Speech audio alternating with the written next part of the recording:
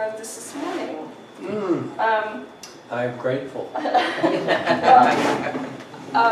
Leopoldo knows that I've been in a mood for centos lately, and that's what this is. So none of these words is my own original work.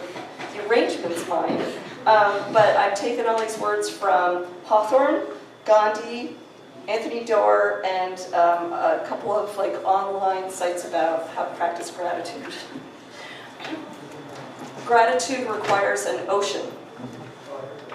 Notice the good things, the ocean. Savor its silent caves. Absorb communion. Pay attention on the waves. Express gratitude, or there is none. Write it down, the deep. Thank someone. Hold their communion. Tune into the small and those for whom we weep. Each day, nature, community, shelter, the young, the bright, the fair, the solitudes, a warm bed, calmly rest, a good meal, focus on feeling blessed. Journal, for there is purity. Pause before eating, the earth has care. Let it sink in, soak it up. Peaceful sleep is ever there. Do a kindness, silver at dawn, green at noon, dark blue in the evening. Hold open the door, say what you feel, explore humility, nothing more than a drop in the ocean.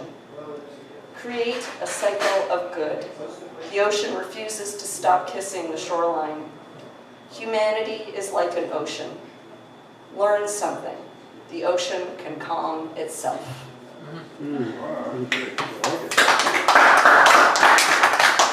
Shall I read another one? Absolutely. Or shall I wait till later? Okay, no.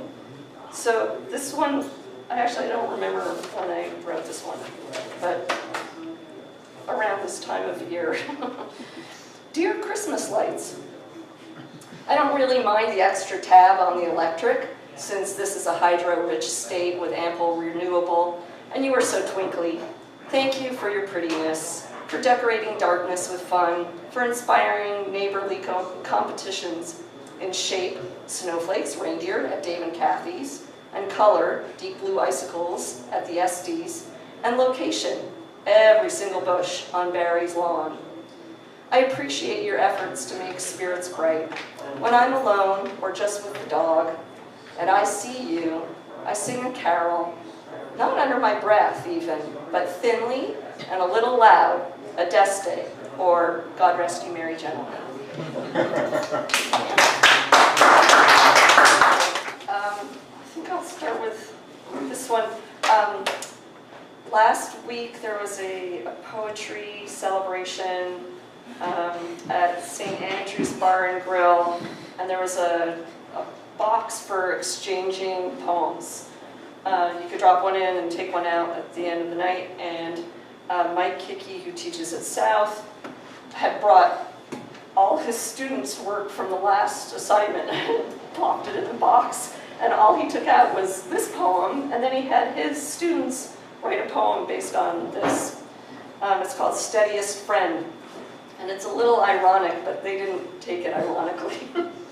In those days, you were my steadiest friend. Raced downstairs 2 by 2, me running for lunch at home, and walked back up the hill to school after eating.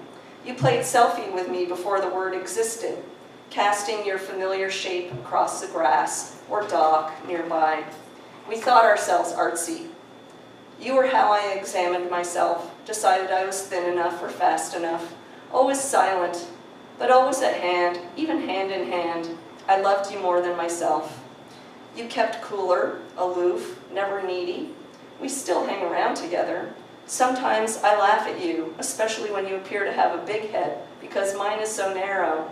Most days I forget about you. You cannot forget about me. It's my shadow. And this one, this started as a dream that I had. It's called A Solidity of Space. In a dream I keep playing, there's so much solidity that a father gets photographed by the chance of his presence in my mind, appearing himself in an image for me and my cousin. Both our fathers enjoy chairs in some yard, shade and fence protecting their books and drinks. What waking startles me is that he takes up any space, seeing as he is gone, a space occupied with fullness and a strong sense of life. The same way my cousin in the faraway East Coast where she lives listens to my call and hears so clearly that she enters my mind herself, sees our dads. On a trip to Iceland, I stand there on the margin geologists call rift, a margin like knife-gashed skin, bleeding or scarred. At one rift site, the rock is a sharp wall, with a twin across from it in brown basalt. I think of the geologist's sigh, ecstatic from her own fulfillment. Rift, lava, ridge, and tectonic plate, space understood by her mind and by her work.